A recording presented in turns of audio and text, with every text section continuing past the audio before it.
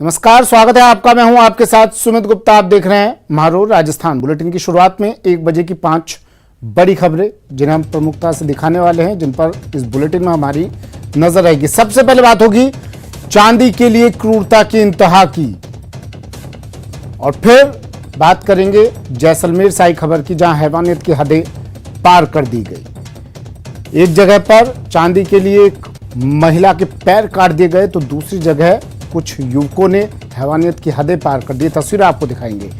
फिर तस्वीर आपको वो दिखाएंगे जो सीसीटीवी में तीसरी आंख में कैद हुई बदमाश कंपनी की तस्वीरें। फिर दिखाएंगे स्कूल संग्राम से जुड़ी खबर, और फिर बात होगी बिजली संकट की। सबसे पहले खबर बूंदी से, जहां के नैनवा थाना क्षेत्र में लुटेरों ने 80 साल की महिला का पैर काटकर लूट की वारदात को अंजाम दिया। लुटेरों ने पहले तो महिला का गला दबाकर उसे बेहोश किया, इसके बाद उसके मुंह पर कपड़ा बांधकर महिला के पैर काट दिए और पैर से चांदी के कड़े खोलकर फरार हो गए। पीड़िता के बेटे ने बताया कि उसकी मां बीती रात घर पर सो रही थी। बदमाशों ने कमरे में रखी दांतली से उनका पैर काटा और लूट की वारदात को अंजाम दिया। बूंदी से सहयोगी चैन सिंह हमारे साथ फोन लाइन पर जुड़ गए हैं। घिनौनी वारदात चैन सिंह, और ये पहली वारदात नहीं हुई है राजस्थान में, कई बार इस तरह की घटनाएं हो चुकी हैं। पुलिस क्या कर रही है, पुलिस प्रशासन क्या कर रहा है? अब तक इन लुटेरों का पता चल पाया? जैसा कि ये घटना घटने के बाद में जो गंभीर रूप से जो उच्छवी बाई है, जो गंभीर रूप से घायल हो गई, उसको कोटा एमबीएस में उपचार जारी है। स्थिति गंभीर बनी हुई है। इस समय में पुलिस अधीक्षक जय यादव ने बताया कि जो इसको घटना को गंभीरता से लेते हुए आलातर थानों की जो पुलिस लगा दी गई है, और इसके साथ ही additional SP Kishorilal, DSP Yogesh Chaudhary और एमओबी और एफएसएल टीम को लेकर के जो मौके पे पहुंचे, वहां पर घटनास्थल से जुड़े हुए साक्ष्य एकत्रित किए हैं। एसपी जय यादव का कहना है कि इस प्रकार की घटनाएं टोंक और भीलवाड़ा जिले में अक्सर होती रहती है, तो उनका फोकस यही रहेगा कि कहीं न कहीं कानबिला गिरोह के लोग इससे जुड़े हुए हो सकते हैं, तो जिनकी दबिश के लिए जो अलग-अलग थानों की पुलिस लगा दी है। जी, जिस गिरोह का नाम पुलिसकर्मी बता रहे हैं, जिस पर शक है, इस गिरोह पर, ये गिरोह लगातार इस तरह की वारदातें कर रहा है। आप बता रहे हैं दूसरे शहरों में इस तरह की घटनाएं हो चुकी हैं, क्यों नहीं इस पर लगाम लग पाई? और कितने सदस्य पुलिस से, जांच अधिकारियों से बात हुई आपकी? इस गिरोह के बारे में क्या बताया? कब तक ये अपराधी पकड़ में होंगे? जैसा कि एसपी जय यादव जो वो भी खुद नैनवा के लिए रवाना हो गए, उनका कहना है कि इस प्रकार के ये बूंदी जिले में ये इस प्रकार के पैर काटने की पहली घटना हुई। हालांकि जो कानों की मुर्कियां ले जाने की, कान काटने की घटना तो 2-3 हो चुकी है, लेकिन ये पैर काटने की पहली घटना हुई है। और इस प्रकार की घटना भीलवाड़ा और टोंक जिले में अक्सर हुआ करती है, जैसा कि एसपी जय यादव ने बताया। और उनका ये कहना है कि हमें इसी केंद्र बिंदु को ध्यान में रखते हुए आधा-दर्जन थानों की पुलिस की टीम बना दी गई है। जो टोंक और भीलवाड़ा जिले में जो कानबिले जाति के लोग निवास कर रहे हैं, वहां तबिश दी जा रही है। जी, ठीक है, शुक्रिया चैन सिंह तमाम जानकारी के लिए।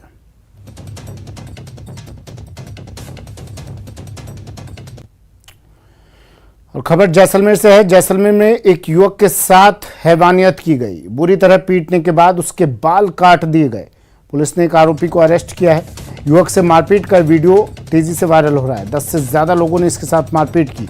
बाइक को भी आग के हवाले कर दिया। बताया जा रहा है प्रेम प्रसंग का यह पूरा मामला था, जिसके चलते इस युवक के साथ इस सलूक किया गया। मोहनगढ़ क्षेत्र की यह घटना।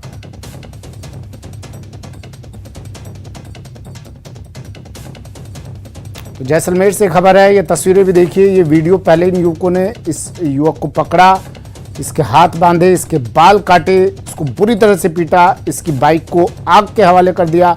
10 से ज्यादा ये लोग थे जिन्होंने इस युवक के साथ मारपीट की, जिन्होंने इस युवक के साथ हैवानियत की हदों को पार कर दिया। अब ये इतना ही नहीं, इन्होंने इतने बेखौफ ये युवक थे, इन्हें ना पुलिस का डर ना प्रशासन का खौफ। इन्होंने बाकायदा इसका वीडियो बनाया खौफ फैलाने के लिए, और इस वीडियो को वायरल भी कर दिया और खुली चुनौती दे डाली पुलिस प्रशासन को कि लो, हमने वीडियो बनाया है और वीडियो वायरल भी कर रहे हैं, जो कर सको कर लो। लेकिन अब तक पुलिस शायद इस चुनौती को स्वीकार नहीं कर रही है, इसलिए आराम से पुलिस बैठी है। ये बदमाश अब तक पुलिस की गिरफ्त में नहीं आए हैं। श्रीकांत मेरे सहयोगी जैसलमेर से फोन लाइन पर जुड़ गए हैं। श्रीकांत, अपडेट क्या पूरे मामले पर, इनका पता चला कुछ? जी, अब तक जो मामला सामने आया है, पुलिस का कहना है कि प्रेम प्रसंग का मामला है और 12 ही लोगों की पहचान करने का प्रयास किया जा रहा है। अज्ञात लोगों के खिलाफ पुलिस ने मामला दर्ज कर लिया है और अनुसंधान के लिए जो थाना अधिकारी है मोहनगढ़ के भवानी सिंह, वो खुद निकले हैं। और इनमें से अब तक जो सूत्रों की माने तो नाम ऊपर नहीं किए जा रहे, लेकिन 2-3 लोगों की पहचान हो चुकी है। उन लोगों की पहचान कर उन्हें जल्दी जो है वो अभी गिरफ्तार भी कर लिया जाएगा। 1 दर्जन लोगों ने मिलकर जो है युवक के साथ बर्बरता की थी, उसकी मारपीट की और अमानवीय व्यवहार के चलते उसे अर्धनग्न किया गया, फिर उसके बाल काटे गए। कहीं ना कहीं जो है ना, जो पुलिस पर जो है वो कहीं घटना है खड़ी करती है। जी, घटना कब की है? जी, अब तक जो है 2 दिन से वीडियो वायरल हो रहा है, तो 2 दिन पहले की घटना जो है वो बताई जा रही है। और जो पीड़ित युवक है वो अब तक सामने नहीं आया है। उस युवक की पहचान जो है हो गई है। पुलिस उसके द्वारा ही पता कर रही है कि कौन लोग थे और क्यों थे। अब तक जो मामला सामने आया उसमें प्रेम प्रसंग का मामला, और पुलिस की जो कार्रवाई है वो कहीं ना कहीं ढीली नजर आ रही है। कल रात को पुलिस के पास सूचना पहुंची। जानकारी के लिए 2 दिन पुरानी घटना है और अच्छी बात यह है कि पुलिस ने 2 दिन बाद पहचान कर ली है, वो भी 1-2 युवकों की। कह रही है अब जल्द गिरफ्तार हम कर ही लेंगे, कोशिश कर रहे हैं, हो जाएगी गिरफ्तारी, सब्र रखिए, सब्र का फल मीठा होता है। खबर कोटा से। कोटा में बदमाशों के हौसले किस कदर बुलंद है, इस वीडियो को देखिए और समझिए। ये 2 तस्वीरें देखिए, सीसीटीवी में कैद तस्वीरें हैं। वैक्सीनेशन के सर्वे के बहाने ये बदमाश घर में घुसता है, फिर घर में मौजूद दंपत्ति पर पिस्टल तान देता है, हथियार के दम पर लूट की कोशिश करता है। लेकिन जैसे ही घर वालों ने हिम्मत दिखाई, बदमाश के हौसले की हवा निकल गई। घर वालों ने बदमाश से पिस्टल छीन ली और घबराकर बदमाश वहां से फरार हो गया। आरोपी मौके पर ही एयरगन और एक रजिस्टर छोड़कर भाग गया। तलवंडी इलाके में दिन दहाड़े हुई ये वारदात सीसीटीवी में कैद हो गई। अब पुलिस बदमाश की तलाश में जुट गई। देखिए, हर बार की तरह पुलिस पूरी कर्तव्य निष्ठता से अपने काम में जुट गई है। इसलिए आपको यहां पर इंसान की सुरक्षा, जैसे कहते हैं ना, वो बसों में आपने देखा होगा, सवारी अपने सामान की खुद जिम्मेदार है। ऐसी प्रदेश के लोग अपनी जिंदगी के जिम्मेदार खुद हैं। तो सावधान रहिए। जैसे इस दंपत्ति ने बहादुरी दिखाई, आप भी दिखाइए। पुलिस सिर्फ जांच कर रही है। हमारे रिवॉल्वर जो थी, एयर गन थी, वो एक्चुअली मैंने देखा एयर गन थी, वो लगा दी थी कनपट्टी पे और बोला कि भाई खड़े हो जाओ, आपको तो मैं बताता हूँ। तो वो उठ के खड़े हुए डाइनिंग टेबल से, तो वो उसकी एयर गन थी वो नीचे गिर गई, जिससे और वो जो लेडी थी उन्होंने भी शाउट किया, जिससे वो घबरा गया और वो बाहर की तरफ भाग के गायब हो गया। वो एक्चुअली मैं बैठ के खाना खा रहा था, बाहर वाइफ किसी ने कोई खटखटाया तो बाहर वाइफ गई और उसे बात करने लगी। और उसके बाद वो मेरे पास आई, वो कह रहे कि कोई ये कोविड के बारे में जानकारी लेने के लिए कोई बंदा बाहर आया हुआ है। इतने में एक बंदा अंदर आया और वो सीधा उसने मेरे गर्दन पे हाथ रख के पिस्टल तान दी और वो मेरे से पूछने लगा कि आप चुपचाप बैठे रहो और खड़े हो जाओ, हाथ ऊँचे कर दो, हमारे 3-4 आदमी ने तुम्हारा मकान घेर लिया। गेट खटखटाया और मैं गेट खोल के, हाँ, तो कि आपके ने बाहर से वो बोला कोविड की वो लग गई कि आपके 3 और 2। मैंने कहा हाँ लग गई है।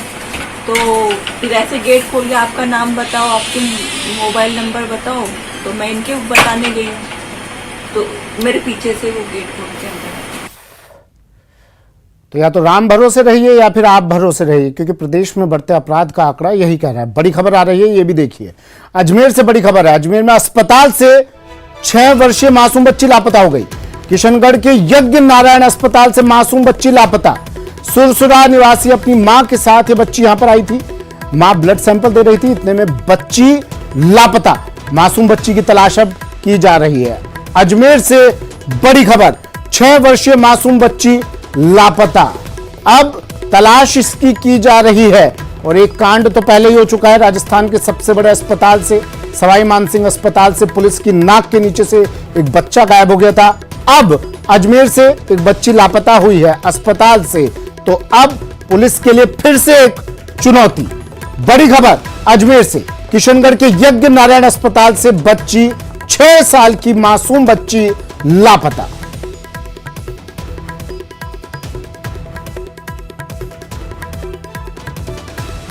मासूम बच्ची की अब तलाश की जा रही है। मां ब्लड सैंपल दे रही थी इस बच्ची की मां, ब्लड सैंपल दे रही थी, इतने में बच्ची वहां से गायब।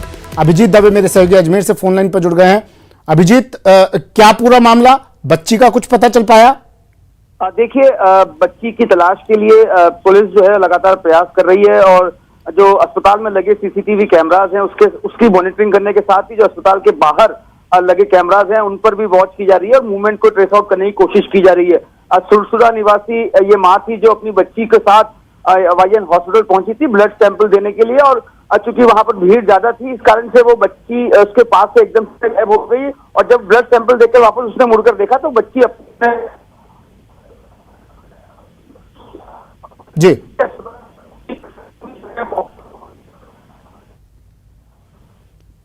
चलिए, शायद तकनीकी खामी की वजह से अभिजीत की आवाज नहीं पहुंच पा रही है, लेकिन बता दें आपको अजमेर से इस वक्त की बड़ी खबर है। मां ब्लड सैंपल दे रही थी और इतने में उसकी 6 साल की बच्ची गायब। अब पुलिस हर एंगल से पूरे मामले की जांच कर रही है, सीसीटीवी खंगाले जा रहे हैं।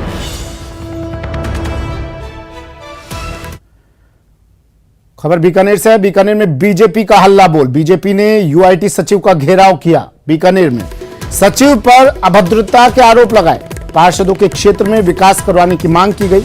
यूआईटी पर विकास कार्य नहीं करने का भी आरोप लगाया। सचिव ने कहा यूआईटी के पास पैसों की कमी है। बीजेपी का हल्ला बोल। बीकानेर से बड़ी खबर। सचिव पर लगाए अभद्रता के आरोप। यूआईटी सचिव का घेराव किया बीजेपी कार्यकर्ताओं ने। पार्षदों के क्षेत्र में विकास कार्य करवाने की लोग मांग कर रहे हैं। विकास कार्य नहीं करवाने का आरोप यूआईटी पर लगाया जा रहा है और सचिव साहब ने कह दिया यूआईटी के पास पैसे की कमी है।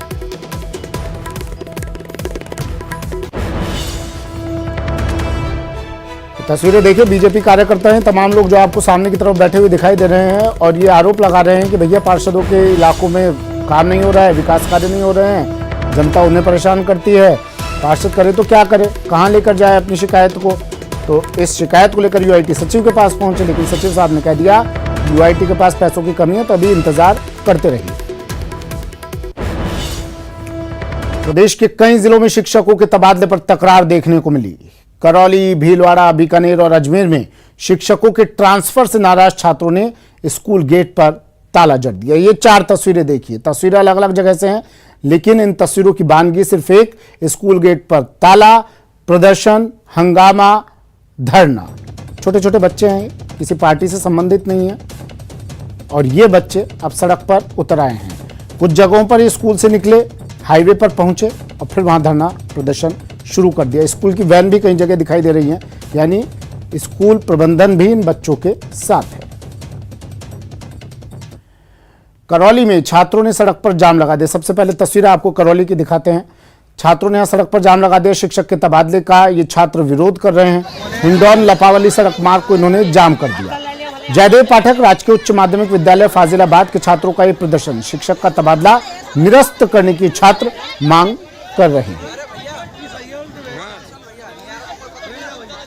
तो आपने देखा होगा अमूमन जब तबादला किसी को करवाना होता है, तबादला रोकना होता है, तो संबंधित विभाग में जाता है, अर्जी देता है, कारण बताया जाता है। लेकिन अब तबादला अगर आपको रुकाना है तो सड़क पर बैठ जाइए। बीकानेर से खबर दिखा देता हूं आपको। बीकानेर में ये खबर थोड़ी अलग है। बीकानेर में ये जायज़ मांग को लेकर ये बच्चे सड़क पर आए हैं। बीकानेर में गंदे पानी के तालाब से परेशान थे बच्चे, काफ़ी दिनों से गुहार लगा रहे थे जिम्मेदारों से, लेकिन इनकी सुनवाई नहीं हुई तो बच्चों ने स्कूल गेट पर ताला जड़ दिया। तालाबंदी कर सभी छात्र धरने पर बैठ गए। स्कूल गेट के सामने प्रदर्शन कर रहे हैं। स्कूल के आसपास सफाई करवाने की इनकी मांग है।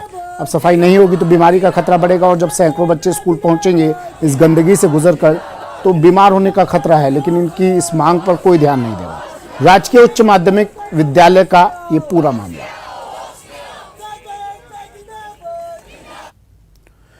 खबर भीलवाड़ा से। भीलवाड़ा में शिक्षक के ट्रांसफर के बाद छात्र आक्रोशित हो गए। स्कूल के गेट पर ताला जड़ दिया इन छात्रों ने और विरोध किया। मौके पर अब पुलिस और शिक्षा विभाग के अधिकारी पहुंच गए हैं देश के भविष्य से बात करने के लिए, देश के राजनेताओं से बात करने के लिए कि भैया मान जाइए और अपनी क्लास में जाकर पढ़ाई कर लीजिए। बड़े बड़े अधिकारी पहुंचे इन बच्चों से बात करने के लिए।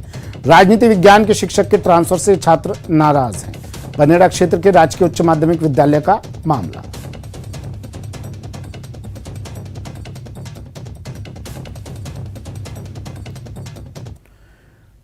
और खबर चूरू से। चूरू के तारानगर के गांव में विद्यार्थियों और ग्रामीणों ने स्कूल पर ताला जड़ दिया। इसके बाद जमकर नारेबाजी की।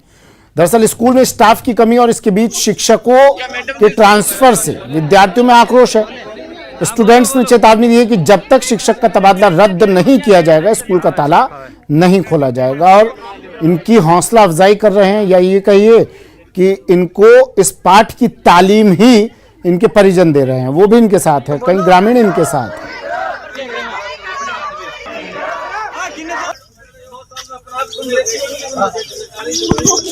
क्या मैडम जी हाँ बोलो बोलो।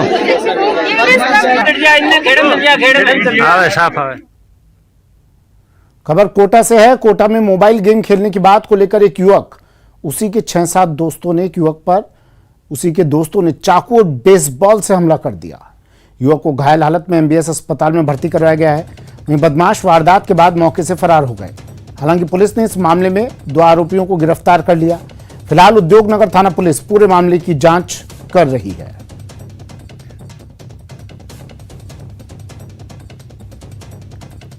5 बजे ड्यूटी करके आया था, फिर चाय पी के मैं नहर पे अपने दोस्त के साथ लूडो खेल रहा था। हाँ, इतने में 2 युवक आए और हमसे कहा कि हम भी खेलेंगे। हमने उनको मना कर दिया। मना करने के बाद उसने फ़ोन किया। फ़ोन करने के बाद 6 बंदे बुलाए और उसने मेरे को चप्पू से और होकी से मारा। खबर भरतपुर से है। भरतपुर में बजरी से भरा हुआ एक ट्रैक्टर पलट गया। तेज रफ्तार में ये बजरी से भरा ट्रैक्टर आ रहा था, अनियंत्रित होकर पलट गया। पुलिस से बच रहा था। पुलिस से बचने के लिए गलत दिशा से आ रहा था ये ट्रैक्टर चालक। सारस चौराहे पर जब गलत दिशा से आ रहा था, पुलिस से बचकर भाग रहा था, तो ट्रैक्टर पर से नियंत्रण गया ड्राइवर का और ट्रैक्टर पलट गया। पुलिस ने ट्रैक्टर चालक को अभी हिरासत में ले लिया है। जयपुर आगरा नेशनल हाईवे पर सारस चौराहे की घटना।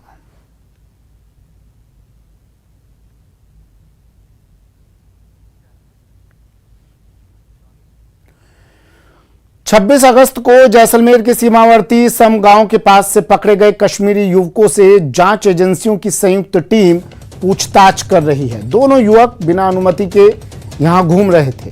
सूत्रों ने बताया कि दोनों संदिग्धों से पूछताछ में कई खुलासे हो रहे हैं। युवकों ने बताया कि वे कश्मीर में बने मदरसों के विकास के लिए चंदा ले रहे हैं, जबकि हकीकत इससे उलट निकली। उनके पास से मिली चंदे की रसीद बुक भी फर्जी बताई जा रही है। मदरसों के लिए चंदे की बात पर दोनों युवकों के बयानों के आधार पर कश्मीर में इनका रिकॉर्ड खंगाला जा रहा है। कश्मीर के पुंछ जिले के रहने वाले दोनों युवक मोहम्मद अब्बास और मुमताज अहमद चंदा वसूली के लिए जैसलमेर के सम इलाके में घूम रहे थे। जब कश्मीर के संबंधित मदरसों से इस संबंध में जानकारी ली गई तो धर्म के नाम पर चंदा लेने के गड़बड़ झाले का खुलासा हुआ। मदरसों ने अपनी रसीद बुक होने से इनकार कर दिया।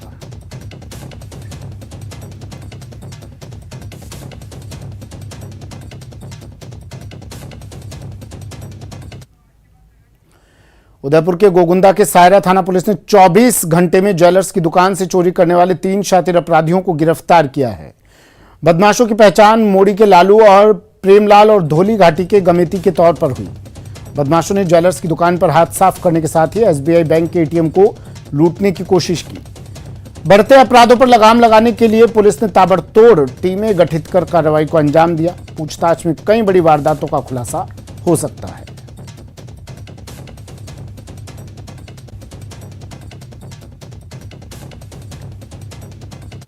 राजस्थान में बिजली संकट गहरा गया है। 5 सुपर क्रिटिकल विद्युत इकाइयों के उत्पादन ठप। बड़ी खबर इस वक्त की। बिजली संकट के आकलन में विभाग फिर पूरी तरह फेल। कई इलाकों में अगले 24 घंटे अंधेरा रह सकता है। औद्योगिक, कमर्शियल, कृषि और घरेलू सप्लाई पर असर पड़ सकता है। आज शाम तक इकाइयों के फिर से शुरू होने की उम्मीद है।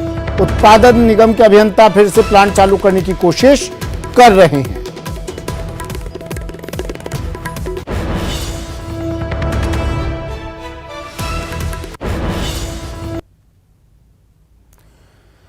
तो राजस्थान में गहरा है बिजली संकट। 5 सुपर क्रिटिकल विद्युत इकाइयों के उत्पादन ठप। बिजली संकट के आकलन में विभाग फिर से फेल। सरकारी कारिंदे हैं ये। अब सरकारी कारिंदे किस तरह से काम करते हैं उसकी एक वानगी देखिए, इस खबर के जरिए समझिए।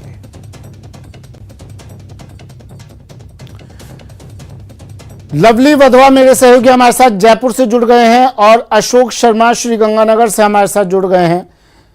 हालत पहले श्रीगंगानगर की जान लेते हैं, फिर आपको राजधानी जयपुर के बारे में बताएंगे और प्रदेश के हालात को समझेंगे लवली से।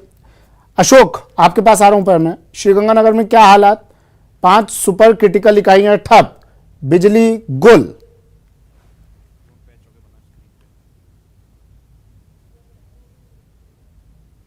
प्लांट की बात करें तो यहाँ की फुल कैपेसिटी है लगभग 2820 मेगावाट बिजली उत्पादन की, लेकिन महज अंदाजा इसी बात से लगाया जा सकता है कि फुल कैपेसिटी 2820 मेगावाट के मुकाबले केवल 1000 मेगावाट ही बिजली का उत्पादन हो रहा है।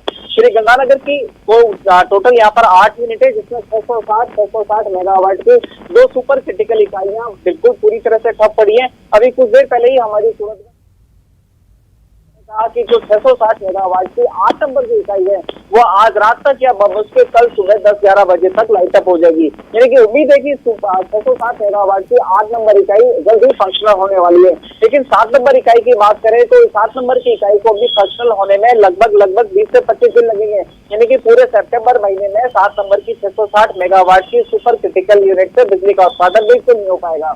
इसके अलावा चलिए ठीक है, मैं फिर से लौटूंगा आपके पास। अशोक, जयपुर ले चलते हैं, लवली वधवा जुड़े हुए हैं।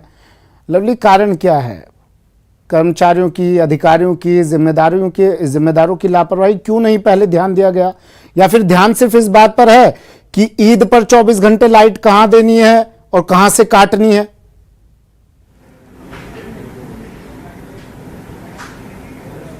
देखिए, बिल्कुल ये तकनीकी कारणों की वजह से कुल 8 यूनिट्स इस वक्त राजस्थान के अंदर बंद हुई है, जिससे बहुत बड़ा बिजली का जो संकट है वो राजस्थान पर गहराता हुआ नजर आ रहा है। कल टेक्नोक्रेट जो तमाम जो इंजीनियर्स हैं उनसे कल जो बातचीत हुई थी डिस्कॉम की, तमाम उत्पादन से जुड़े हुए जो अधिकारियों के, आला अधिकारियों की, उनका यही कहना था कि हम शीघ्र से शीघ्र इन इकाइयों को फिर से शुरू करने की कोशिश कर रहे हैं।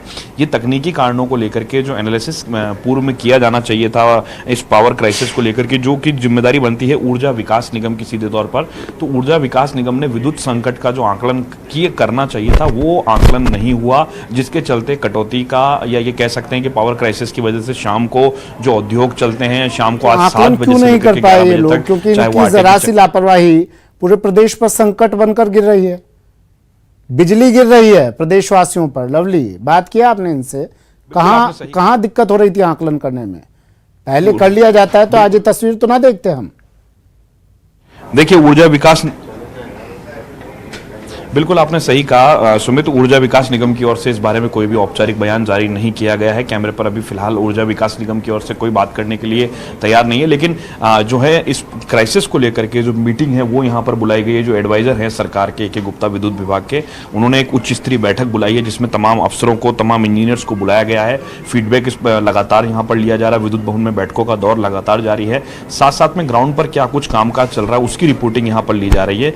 बड़ी बात यह कि सूरतगढ़ के साथ साथ में जो छबड़ा के जो प्लांट्स हैं वहां पर भी ये संकट जो है वो साफ तौर पर देखने को मिला है, और इन तकनीकी खामियों की वजह से जो कमियां रही हैं उन्हें दूर करने के लिए क्या कोशिशें होती है उस पर बड़ा महत्वपूर्ण रहेगा, जिस पर नजर रखी जानी चाहिए। उम्मीद की जा रही है कि शाम तक या तो सूरतगढ़ की इकाई शुरू हो सकती है या फिर अल सुबह तक जो है सूरतगढ़ की कुछ यूनिट्स में सुधार हो सकता है। अगर वो सुधार नहीं होता है तो जाहिर तौर पर संकट के बादल जो है वो गहरा सकते हैं। हम कोशिश करेंगे एक बार AK गुप्ता सर से मिलने की, वो एडवाइजर हैं यहाँ पर, और सर नमस्कार। तो गुप्ता सर से एक बार जुड़ने की कोशिश करेंगे। सर, आपने एक उच्च स्तरीय बैठक बुलाई है, कोशिश यही है कि किसी तरह से सुचारू हो सारी व्यवस्थाएं, कहाँ कमी रह गई है सर, उसको क्या दूर करने की कोशिश कर रहे हैं? तो आज देखेंगे कि आज क्या कमी है। एक्चुअली जो मेरी जो बैठक का उद्देश्य है वो ये है कि जो CM महोदय ने जो बजट घोषणाएं की हैं और जन घोषणाएं इसके अलावा जो की हैं उनकी प्रगति क्या है और उसमें कोई दिक्कतें आ रही हैं तो क्या हैं, तो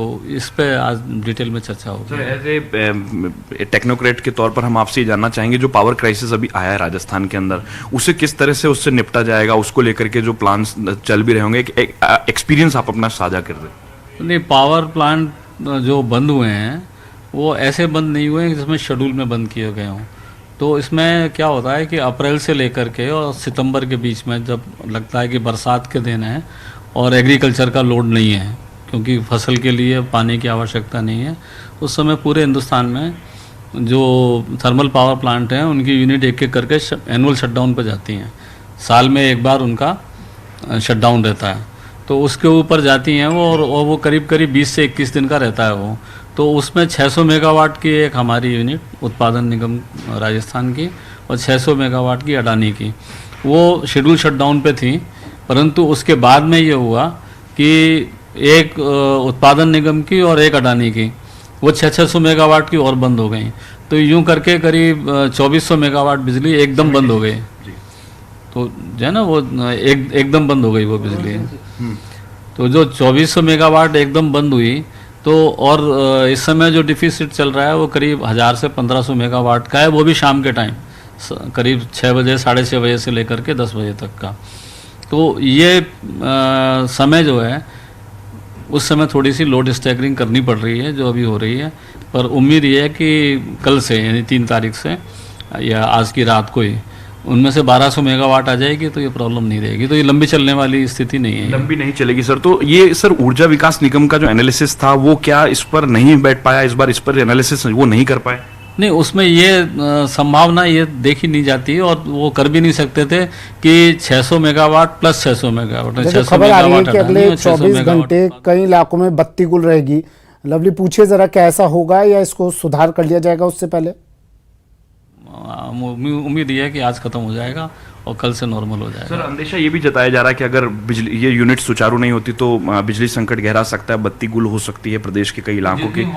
जितनी होनी थी वो होली, इससे ज़्यादा नहीं है। वो भी 4 घंटे की लोड स्टैगरिंग है, जगह जगह पर ग्रामीण क्षेत्र में बिजली कटी है, जिसको आप अघोषित बिजली कह सकते हैं, या हमारे हिसाब से सिस्टम की रिक्वायरमेंट से इमीडिएट काटना पड़ रहा है। हालांकि बिजली खरीदने की कोशिश मानते हैं कि विभाग की इसमें कुछ ऐसी स्थिति तकरीबन सभी स्टेट में है। ओपन एक्सचेंज में बिजली भी नहीं, तो इसलिए ओपन एक्सचेंज में बिजली हम चाह रहे हैं कि मैक्सिमम रेट 12 रुपये उसमें मिल जाए, वो भी अभी उपलब्ध नहीं हो पा रही है। सर आप प्रदेश की जनता को क्या आश्वस्त करना चाहेंगे कि बिजली संकट जो है वो नहीं गहराएगा राजस्थान के अंदर? या नहीं गहराएगा वो, और आप देखेंगे कल से ये नॉर्मल होना शुरू हो जाएगी। तो आपने सबसे पहले एक्सक्लूसिवली आपने बात की गुप्ता जी से, आप एडवाइजर हैं राजस्थान के जो विद्युत तमाम जो कंपनीज और तमाम जो कामकाज हैं उसको लेकर के सरकार को वो सलाह देते हैं, और यहीं पर एक बैठक जो है वो आयोजित होगी। हालांकि उसमें सीएम की बजट घोषणा और तमाम चीजें रहेंगी, लेकिन बड़ी महत्वपूर्ण बात यह है कि अघोषित बिजली कटौती का जो दौर है, सबसे बड़ी राहत की खबर जो भी गुप्ता जी से बात करते हमें मिली है कि ये जो अघोषित बिजली कटौती का दौर है ये थमेगा, और राजस्थान की जो सूरतगढ़ की यूनिट्स हैं वो देर शाम तक, आज सुबह तक, यानी करीब 1200 मेगावाट का यूनिट जो है वो वापस से हमें बिजली उत्पादन मिलेगा, जिससे काफी हद तक जो है राजस्थान के बिजली विभाग को एक नई ऑक्सीजन फिर से मिल पाएगी और सुचारू रूप से व्यवस्था हो पाएगी। लेकिन फिलहाल जो पावर क्राइसिस का दौर राजस्थान के अंदर चला है, तकनीकी कारणों की वजह से जो यूनिट्स अचानक बंद हुई हैं, उसको लेकर के फिलहाल तैयारियां जो इंजीनियर्स जो हैं वो काम लगातार कर रहे हैं। लगातार विद्युत भवन में भी फीडबैक लिया जा रहा है, सरकार के ऊर्जा मंत्री ने भी फीडबैक लिया है तमाम एमडी से, तमाम जो उनके जो अधिकारी हैं उनसे, और फिलहाल मंत्री बीकानेर में है, लेकिन बीकानेर से भी वो बराबर अपडेट जो है वो ले रहे हैं। खासतौर पर मुख्यमंत्री कार्यालय भी इस पूरे मामले को लेकर के खासा गंभीर है। कल मुख्यमंत्री ने भी ऊर्जा मंत्री से और तमाम एमडीज के माध्यम से जानकारी ली थी इस पूरे मसले की, ताकि आगे किसी प्रकार का कोई संकट ना हो सके। लेकिन किस लेवल पर यह लापरवाही रही है या किसी कारण से कोई लापरवाही रही है, इन तमाम चीजों की एक जांच का विषय है। उस पर क्या जांच होती है, क्या पड़ताल होती है, ये आने वाले वक्त में। लेकिन फिलहाल न्यूज 18 पूरे राजस्थान के तमाम दर्शकों को सबसे बड़ा अपडेट दे रहा है कि राजस्थान का जो बिजली तंत्र जो गड़बड़ाने जा रहा था, जिसकी वजह से शाम को अघोषित कटौती उद्योगों पर इसका असर पड़ने वाला था, उन्हें राहत मिलती हुई आपको नजर आएगी। और राहत मिलने के साथ साथ ही यह माना जा रहा है कि जिन यूनिट्स के अंदर उत्पादन बंद है वो यूनिट्स शीघ्र चालू करने की कोशिश की जा रही है। ओपन एक्सचेंज से बिजली खरीद की जो वहां पर भी क्राइसिस चल रहा है, अन्य राज्यों के अंदर भी कमोबेश इसी तरह की स्थिति है, बिजली नहीं मिल पा रही है। अभी अब से आधे घंटे बाद इसी दफ्तर के अंदर एक बैठक आयोजित होने वाली, जिसमें तमाम आला अधिकारी जो हैं बिजली विभाग के वो यहां पर मौजूद रहेंगे। उनके साथ में जो गुप्ता जी हैं वो चर्चा करेंगे, जो सरकार के सलाहकार हैं वो चर्चा करेंगे कि किस तरह से कामकाज चल रहा है, ग्राउंड पर क्या कुछ चल रहा है, और उस चर्चा के बाद में जो ठोस नतीजे निकल के आएंगे, जो तमाम कह सकते हैं कि जो अमृत मंथन के बाद वो सरकार को उसकी रिपोर्ट जो है वो भेजी जाएगी। जी चलिए, मंथन से क्या निकलता है, अमृत कितनी देर में निकलता है देखेंगे। श्रीगंगानगर लिए चलते हैं फिर से, आपको अशोक जुड़े हुए हैं हमारे साथ। अशोक, अपडेट दीजिए, कितनी समस्याएं श्रीगंगानगर में दिखाई दे रही हैं?